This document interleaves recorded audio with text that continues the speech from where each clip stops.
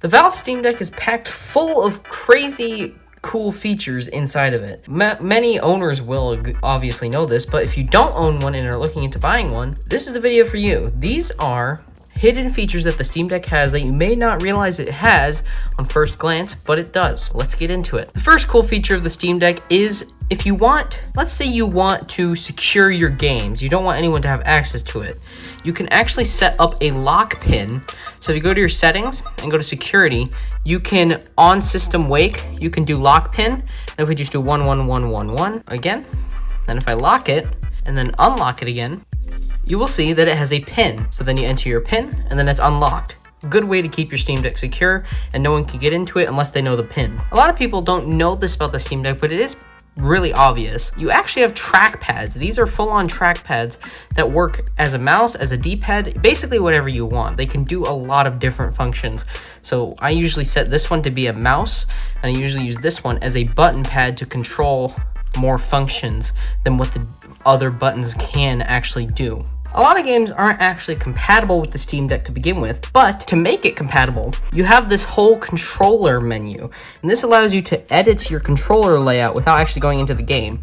But a lot of people already know that. What people don't know is that you can actually download layouts for controls from the Steam Workshop and use those. That's actually a good feature. If you watched a video of someone playing it and you don't know the controls, you could just download their layout and you can use their exact same controls. On the back of the Steam Deck, there are actually 4 extra buttons, 2 per side. So these back paddles rest perfectly where your hand, when you're gripping the device, where your hands land.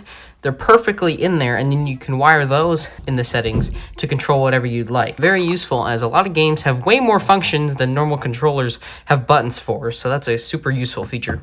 A lot of people that I've read about the Steam Deck know that it is based on a Linux operating system, but many people don't know is that you can actually switch to a desktop mode.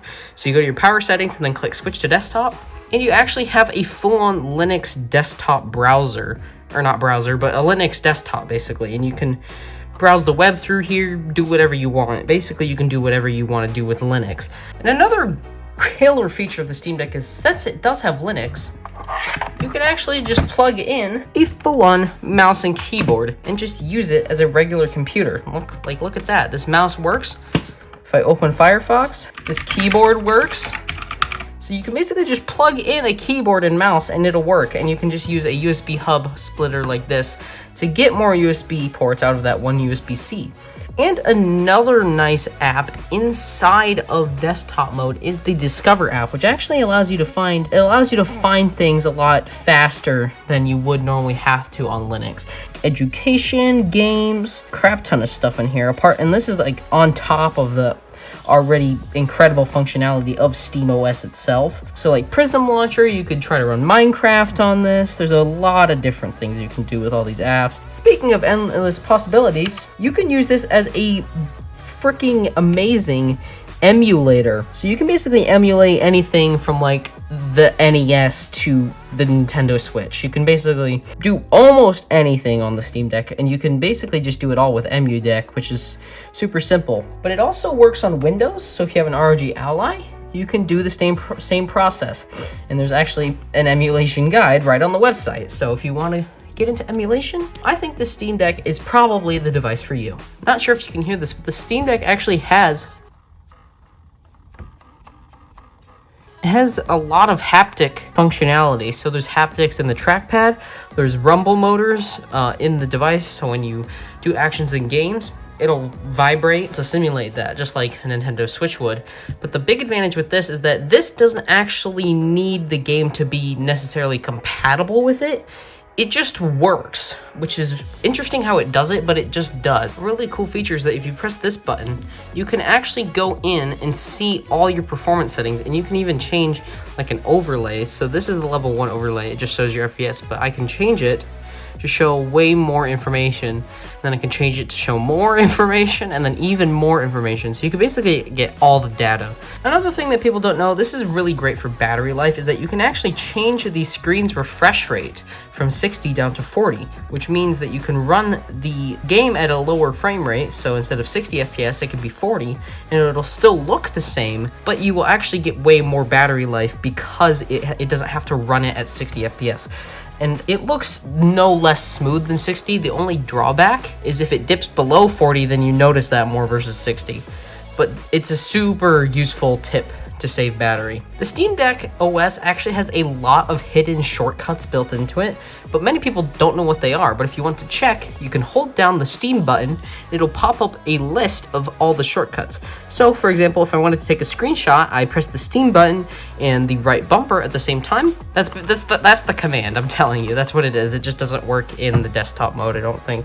Speaking of screenshots, there actually is a full-on page for them. You just go to your media tab, you can actually browse. Oh, it was taking screenshots, but it just didn't give me any confirmation that it was. But anyway, you can go through all your screenshots and you can actually share them to the Steam Workshop, I believe, or the Steam community page.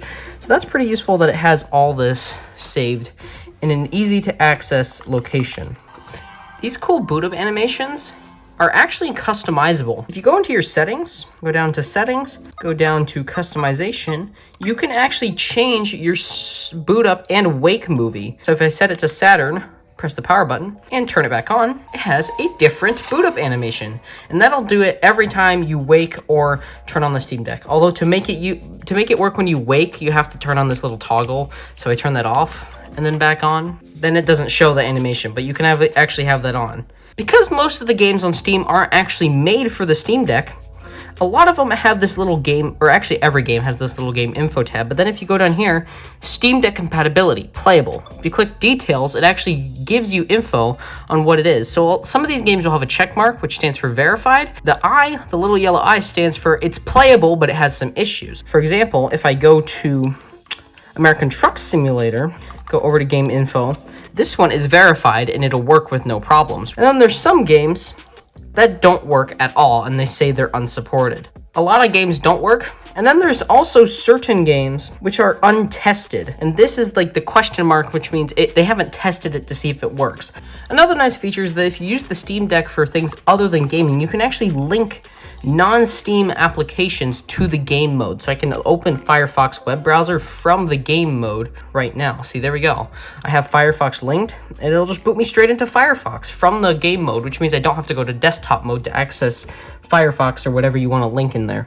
Another good feature is that the Steam Deck has a micro SD card slot. Up to a 1 terabyte micro SD, and the Steam Deck will accept it. Anything more than 1 terabyte, it'll use it, but it can't actually see more than 1 terabyte. So if you buy like a 2 terabyte card, you can use it, but you only get 1 terabyte out of it because that's the maximum this can see from the micro SD card slot. Anyway, that makes the storage gamble not really much of a problem. I bought the 64 gig version, but I bought a 512 micro SD card and it works flawlessly with no issues. If I go to storage down here, it just pulls everything from my micro SD card and it works completely flawlessly. Another crazy game-changing feature that the Steam Deck can do is, like, let's say you're on the subway and you're playing a game, but your stop is approaching. What do? You can't pause the game? Just turn it off. It'll actually just pause your game in the background and it'll keep it open so that if you turn it back on from sleep mode, it'll just launch right back to where it was. So you don't actually need to pause it. Yes, a lot of games have a pause feature, but it'll keep it open and ready to play the moment you press the power button. Another interesting thing is that if you go to settings and in general, or actually it's in system, you can actually go down here and enable developer mode. And then if you go all the way down here, there is a tab called Developer, which allows you to change some interesting settings that I don't actually know quite what they do, but you can do a speaker test. I don't know what it does, but you can access basically all these crazy settings inside of developer mode.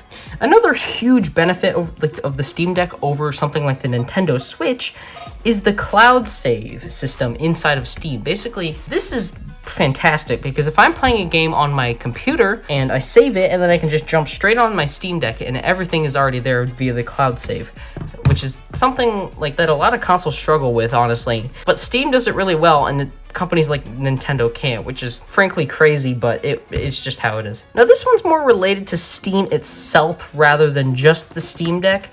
But Steam has constant game sales and deals. Countless things, especially in Steam Summer Sale or Black Friday Sale, you can find tons of things that are just like, oh, 70% off, 35% off, 50% off, 90% off.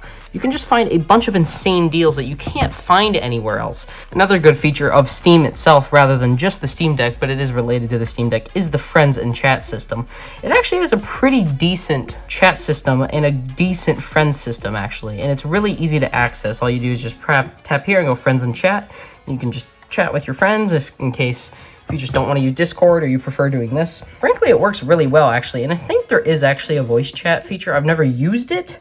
Yeah, but I believe right here, yeah, you can do a voice chat with your friends, which is actually really useful on a device like this. Another nice feature of the Steam Deck is that this keyboard is actually customizable. If you don't like the way this looks, you can go to Settings, scroll down to Customization, scroll down. Oh, it's not in Customization, I'm wrong. It's in Keyboard.